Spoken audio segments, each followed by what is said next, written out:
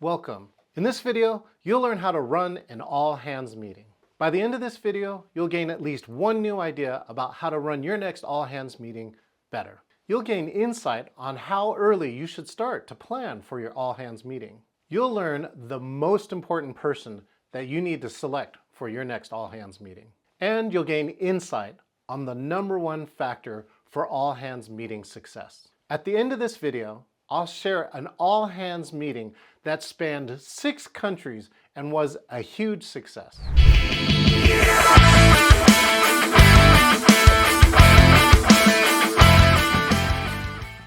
The first point is to plan and rehearse. You should start at least 30 days in advance. Some companies start as early as 6 months to 12 months, depending upon how big their all-hands meetings are. But you want to start early. By starting early, you can begin the planning. You can decide if there's a theme. You can decide what elements should be in your all-hands meeting. Most importantly, you should decide what is the goal of this all-hands meeting and what can we do to help achieve that goal. It could be key speakers, it could be giving out awards, it could be celebrating your employees. These are all things you should think about at your next all-hands meeting. As you get closer to the event, you want to run rehearsals. In early rehearsals, we'll run through the run of show about what's supposed to happen at each time and what each teammate should be doing at that time to make sure that we have a successful all-hands meeting. Sometimes your all-hands meetings may have a big factor, maybe a musician or a performance act. You want to make sure all of the elements for them are taken care of too in the planning cycle. As you get closer to their event, you want to run a full rehearsal, such as you want to set everything up the day before and run a full rehearsal. This is every single speaker, every single element that you have in your all-hands meeting. By taking this extra time, you can ensure that you can work out any problems before you're in front of all your employees, and that you can avoid any foreseen problems in the rehearsal by fixing it, again, before any of your teammates see that challenge. By running a full rehearsal, you can make sure all of your technology and your people are working correctly.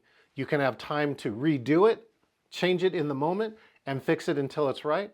This will give you your best odds of success and smoothness that you're looking for your all-hands meeting. A key part of your all-hands meeting is deciding on the agenda. Not only what's going to happen, but often the syntax or when it happens is also important. For instance, you might start off with easier things in the beginning. You might tackle more complicated subjects, possibly in the middle. You might want to find a way to end on a high note at the end. By looking and planning your agenda carefully, you can make sure your all-hands meeting can achieve all of its goals, whether it's handling tough challenges or raising the morale of your teammates. The #1 person that you need to pick for your all-hands meeting is your MC. This MC is the person who will introduce everybody, will be the face of what's happening during the program. They can ensure that there are smooth transitions and everybody knows what's going on in the agenda. And most of all, an MC can help you if something unforeseen or unexpected happens. A great MC has the ability to improvise or do things to make sure that the audience is staying engaged while something else might be happening that was unexpected. A great MC can bring energy, can bring smoothness to your program, and I feel it's one of the #1 people that you need to choose for your next all-hands meeting. While you may have lots of people who are like this inside a company, you also might want to consider a professional MC, especially if you have a company that doesn't necessarily have the greatest MCs or speakers inside of it. You want to make sure that you have the right person who can connect with your audience and bring the energy that you need for your program. One of the key things that you need to run a successful all-hands meeting is a back channel. A back channel is a form of communication that all the key important people who are involved with a program can communicate with each other. Something as simple as text or some messaging platform like WhatsApp or Teams can be really useful in this case. A back channel is important as it's the way to let everybody knows what's happening if everything is on track or if there is a last-minute change going on. This can help you make sure that a speaker is ready.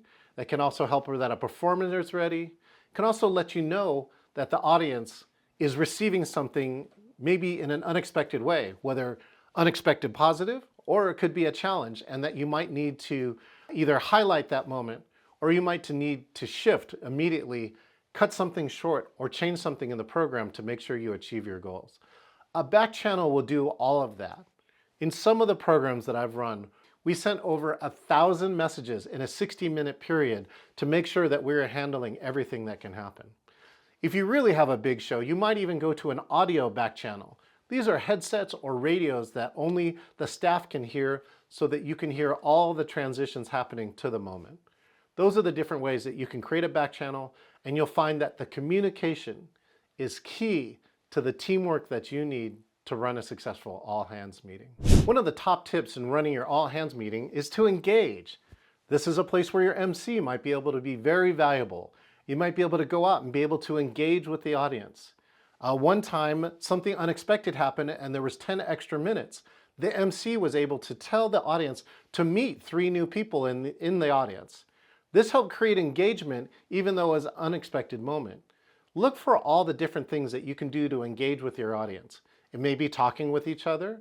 It may be having them do an exercise. It might be all of them doing something together that a speaker is asking them to do.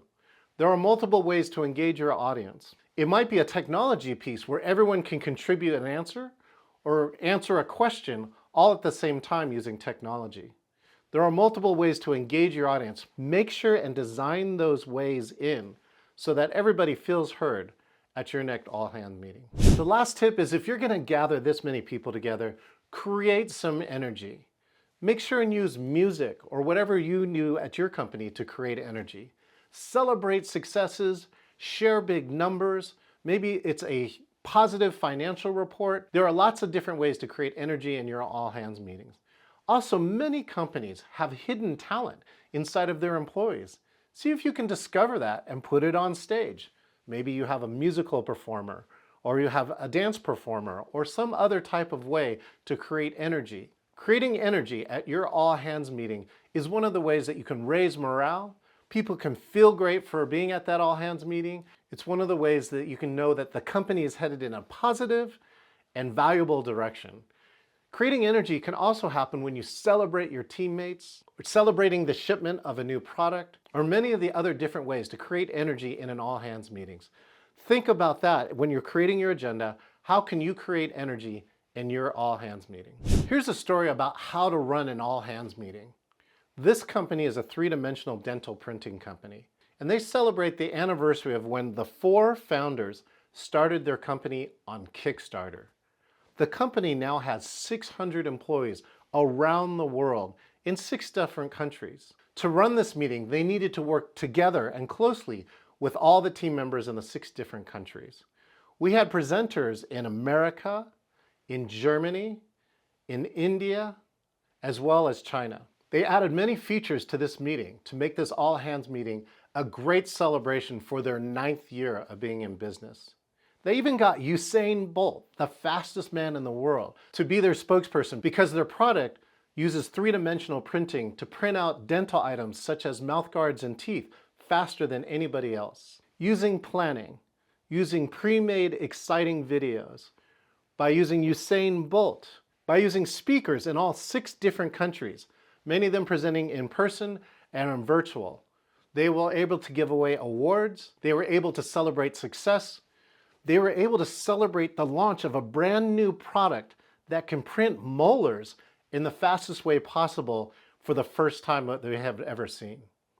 The greatest success came from this when people around the world said that was one of the best Founders Day they have ever seen in 9 years. And they were able to connect people from 6 different countries all at the same time, so everybody, no matter where they were, felt like they were having a shared experience.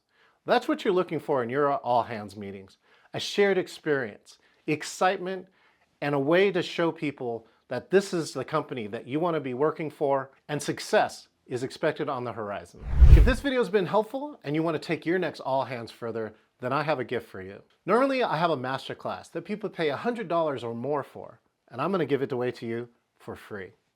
When you complete the 6 steps to more engaging all-hands meetings, you're going to find all new ways to engage your people, to run the most engaging all-hands meetings, and to win accolades and awards from your entire team for an all-hands meeting that creates energy and excitement.